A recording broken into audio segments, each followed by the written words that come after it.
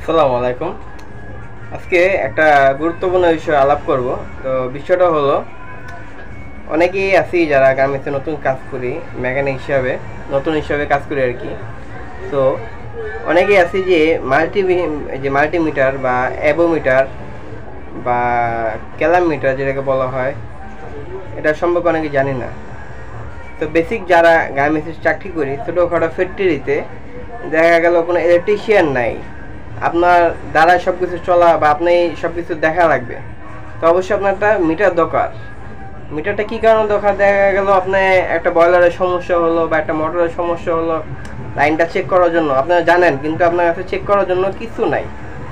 তো অবশ্যই ওই সময় আপনার একটা মিটার দরকার, ক্যালাম মিটার নাহলে মাল্টিমিটার, যে কোনো একটা মিটার আপনার অবশ্যই দরকার।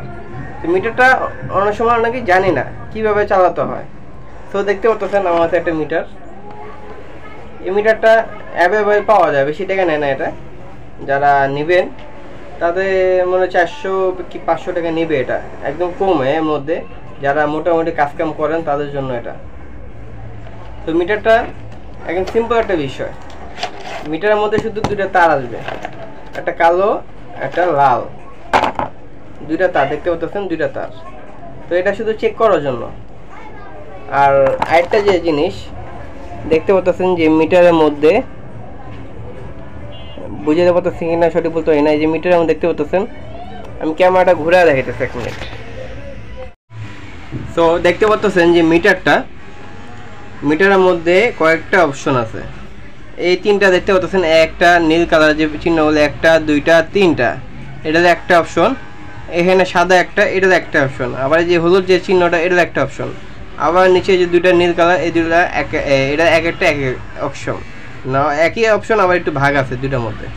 সো আমাদের যে মেন যে জিনিসটি লাগে, জিনিসটি সবকটাই লাগে। তো সমস্যা আগে বুঝতে হবে, সমস্যাটা মানে কীভাবে সমাধান করবেন, কোনটা দিয়ে। দেখা গেল ফিউজ চেক করলেন, ফিউজের লাইন আসতেছে না, ফিউজের মাঝখানে তার কেটে গেছে, বা ফেলাকে যে ফিউজটা থাকে ছোটো ফিউজটা কেটে গেছে। তো ওটা চেক করার জন্য আপনার যে কোয়ান্টিটি, এই যে চিহ্ন দেওয়া আছে, কোয়ান্টিটির মধ্যে সিলেক্ট করে দেবেন।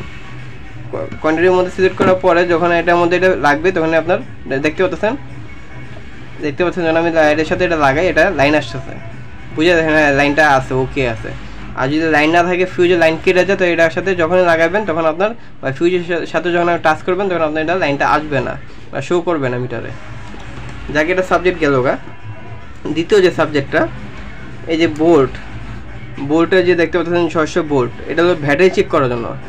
দেখা গেল কোনো জেনারেটারের ব্যাটারি, ছোটো কোনো জেনারেটারের ব্যাটারি বা কোনো আইপিএসের ব্যাটারি, দেখা গেলো ব্যাটারি চার্জ নাই, চার্জ চেক করার জন্য আপনার এই জিনিসটা সিলেক্ট করে চেক করবেন। যদি 12 ভোল্টের ব্যাটারি হয়, তখন আপনার এটা চেক করলে দুই প্রান্ত, এটা এই যে এইটা দুই প্রান্ত লাগানোর পরে আপনার বোল্টটা শো করবে। যদি 12 ভোল্টের যদি থাকে, 12 ভোল্টে শো করবে, আর যদি ভোল্ট কম থাকে তাহলে শো করবে। তাহলে বুঝতে পারবেন যে না, আপনার ব্যাটারিতে চার্জ করতেও পরিমাণ আছে। সো ব্যাটারি সাবজেক্টটা গেল। তো অবশ্যই ব্যাটারি সাবজেক্টটা খেয়াল করবেন যে এখানে সোজা চিহ্ন যেটা, এটা বোঝায় আপনার ডিসি লাইন, সোজা যেটা। আবার উপরে যে একটা দেখতে পাচ্ছেন একটা বেকা শেপ, মানে একটা সাপের মধ্যে বেকা হয়ে রয়েছে, এটা লোকা এসি লাইন, মানে কারেন্টে যেটা চেক করে, ডাইরেক্ট কারেন্টে। আর এটা শুধু ব্যাটারি চেক করার জন্য।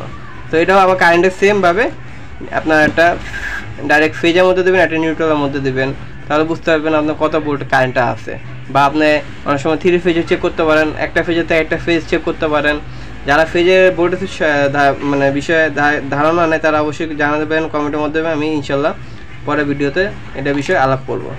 তো পরে যে সাবজেক্টটা দেখতে পাচ্ছেন, আমাদের কারেন্টের সাবজেক্ট গেল। পরে যে 3টে অপশন, 400, পরে 200, পরে 20, এটা হলো আপনার যে কোনো একটা ওয়্যারের মাঝখানে রেখে এটাকে রাখলে আপনার এটা শো করবে কত এম্পিয়ার কারেন্টটা আছে। অবশ্যই চলন্ত অবস্থা, কোনো কিছু চালাতেছেন, মেশিন জাতীয় কিছু চালাতেছেন, তখন আপনার জিনিসটা শো করবে কত কারেন্টটা মানে যাইতেছে, আউট হইতেছে বা কারেন্ট আসতেছে। তো বুঝতে পারলেন। পরে যে সাবজেক্টটা, যেটা আমাদের না হলেও চলে, আমার অনেক সময় লাগে এই জিনিসটা, এটা হলো অনেক সময় সার্কিট, যে কোনো সার্কিট, ভোটের কোনো সার্কিট চেক করার জন্য, সার্কিটের কত পয়েন্ট আছে বা কত আছে, সেটা চেক করার জন্য এটা ব্যবহার করা হয়। তো বুঝতে পারছেন আশা করি। তারপরে যদি কোনো কমেন্টে জানতে চান কোনো বিষয়, অবশ্যই জানাবেন, ইনশাল্লাহ আমি কমেন্টের উত্তর দেওয়ার চেষ্টা করব। তো যদি ভিডিওটা ভালো লাগে থাকে অবশ্যই এটা লাইক দিতে ভুলবেন না এবং সাবস্ক্রাইব করতে ভুলবেন না। আজকে এই পর্যন্ত সবাই ভালো থাকবেন আশা করি। আসসালামু আলাইকুম।